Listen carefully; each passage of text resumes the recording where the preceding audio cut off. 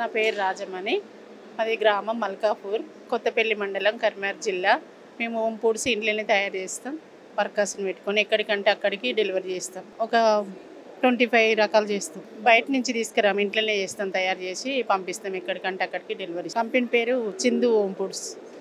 ఇప్పటి వరకు అయితే మన కరీంనగర్ చుట్టుపక్కల పంపించినాం. కరీంనగర్ ఇక్కడికి అంటే హైదరాబాద్ ఆర్డర్ ప్రకారం అంటే ఇప్పటి వరకు హైదరాబాద్ అయితే ఏం పంపించలేదు.